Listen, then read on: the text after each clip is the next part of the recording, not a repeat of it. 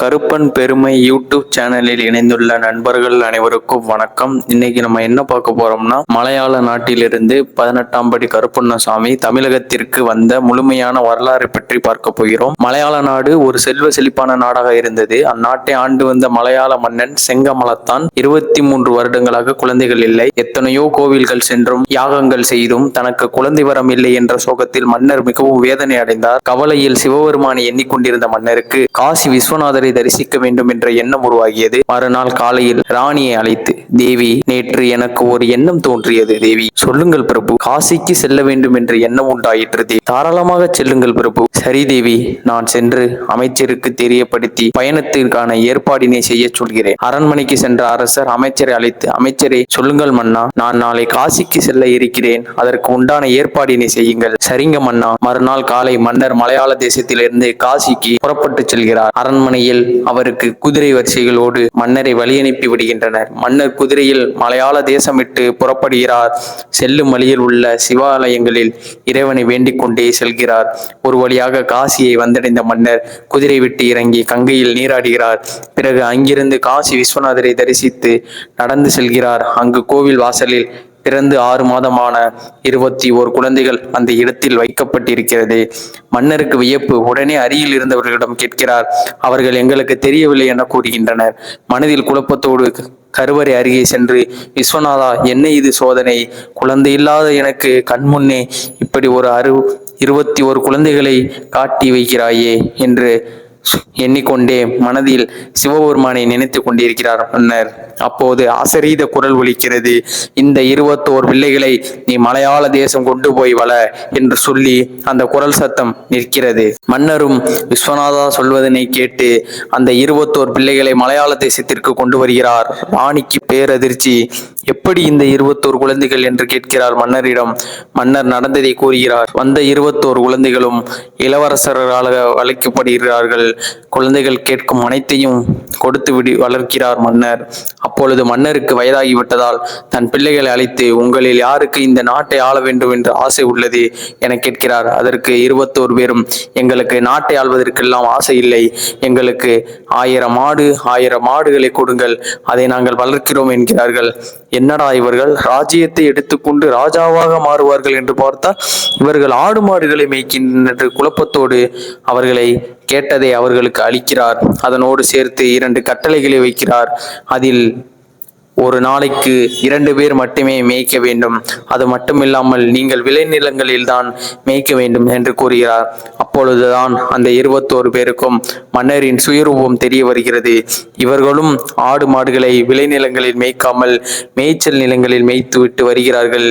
இவர்கள் தான் சொன்ன கட்டளையை நிறைவேற்றாமல் மேய்ச்சல் நிலங்களில் மட்டுமே மேய்த்து வருகின்றார்கள் என்ற செய்தியினை அறிந்த மன்னர் அவர்களை துன்புறுத்தி தண்டனை கொடுக்கிறார். தினமும் இவர்களுக்கு மன்னர் சொல்வதை கேட்காமல் விளைநிலங்களை அழிக்காமல் மேய்ச்சல் நிலங்களில் மட்டுமே ஆடு மாடுகளை மேய்த்து வருகின்றனர். நாட்கள் நகர்ந்தது. மன்னர் இந்த 21 பேரையும் துன்புறுத்த நாடு பஞ்ச நாடாக மாற ஆரம்பித்து விட்டது. நீர்நிலைகள், 6 குளங்கள் எல்லாம் வட்டத் தொடங்கிவிட்டது. விளைநிலங்கள் எல்லாம் வறண்டு போய் மக்களும் பசியும் பட்டினியுமாக மாறும் நிலைக்கு வந்தது. மன்னருக்கு ஒன்றும் புரியவில்லை. ஏன் இந்த சோதனை என்று புரியாமல் மன்னர் குழப்பத்தில் இருக்கிறார்.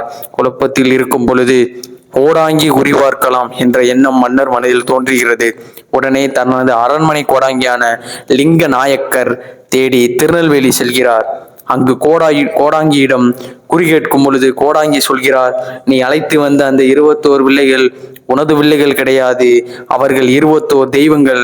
அவர்களை தண்டித்ததனால் தான் இந்த பஞ்சம்.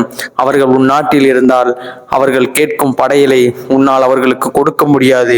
அதனால் அவர்களை மந்திரத்தால் கட்டி மரத்தினால் வெட்டி செய்து மண்ணுக்கு புதைத்தால் தான் உன் நாட்டின் நிலை மாறும் என்கிறார். மன்னரோ லிங்க நாயக்கரை, என்ன இது புதிய விந்தையாக உள்ளது?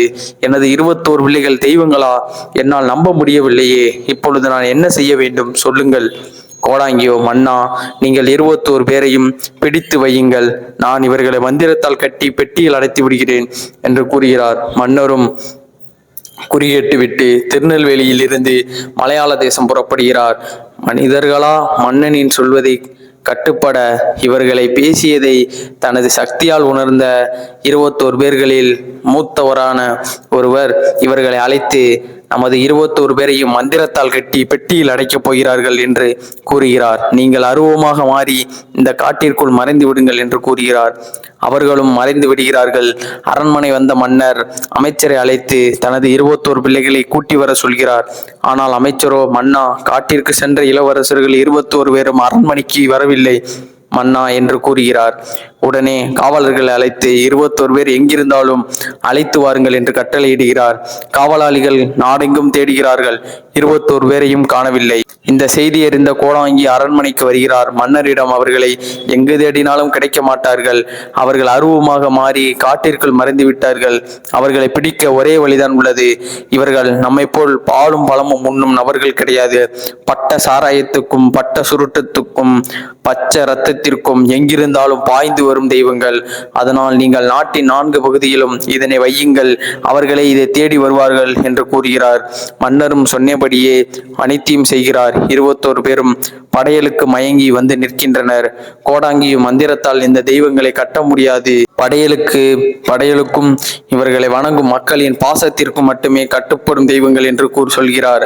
கோடாங்கியும் சந்தன மரத்தினாலான பெட்டியில் படையலினை வைத்து ஒவ்வொரு தெய்வங்களாக அடைக்கிறார். கடைசியில் ஒரு தெய்வத்தை மட்டும் அடைக்க முடியவில்லை. கோடாங்கிக்கு குழப்பம். 21 பேரும் பெட்டிக்குள் அடைந்து விட்டார்களே, ஆனால் இவனை மட்டும் அடைக்கப் போனால் பெட்டியினை உடைத்து வெளியே வருகிறானே என்று மீண்டும் மண்டுக்குறி பார்க்கிறார். உடனே மன்னரை அழைத்து, இது எதற்கும் அடங்காத பிள்ளையாக தெரிகிறது. இதனை பெட்டியில் அடைத்தால் பெட்டியினை உடைத்து கொண்டு வானத்திற்கும் பூமிக்கும் எழுந்து நிற்கிறது. அதனால் இதனை அடைக்க கொல்லிமலை சென்று அங்கு பேப்பிரம் என்ற பெட்டியில் மட்டுமே அடைக்க முடியும். கோடாங்கி கருப்பனை அழைத்து, உனக்கு மட்டும் ஒரு வாக்கு தருகிறேன். நீ மட்டும் இந்த தேசம் கடந்தவுடன் பெட்டியை விட்டு வெளியே வந்து உனக்கான இடத்தை தேர்ந்தெடுத்துக் கொள்ளலாம் என்று கூறிவிட்டு பெட்டியினை மூடுகிறார். இந்த 21 வெற்றியும் தண்ணீர் இல்லா மலற்றாற்றில் புதைக்கிறார்கள். சிறிது நேரத்தில் பெருமழை பெய்து தண்ணீரே இல்லாத மலற்றாற்றில் தண்ணீர் வர ஆரம்பிக்கிறது. தண்ணீர் பெட்டியினை சேர்த்து இழுத்து செல்கிறது. அந்த 21 வெட்டியும் கேரள தேசம் விட்டு ஆற்றில் அடித்து கொண்டு வரப்படுகிறது. ஆற்றில் அடித்து வரப்பட்ட பெட்டிகள் ஒவ்வொரு இடமாக நகர்ந்து முல்லை பெரியாறு அணைக்கு வந்து சேர்கிறது. முல்லை பெரியாறு அணையிலிருந்து தேக்கடி வழியாக வைரவனாற்றில் கலந்து வைரவனாற்றிலிருந்து வீரபாண்டி தேனி ஆண்டிப்பட்டி கால்வாய்க்குள் உள்வந்து தேனி ஆண்டிப்பட்டியிலிருந்து மதுரை எல்லையில் பெட்டி வருவதை கண்ட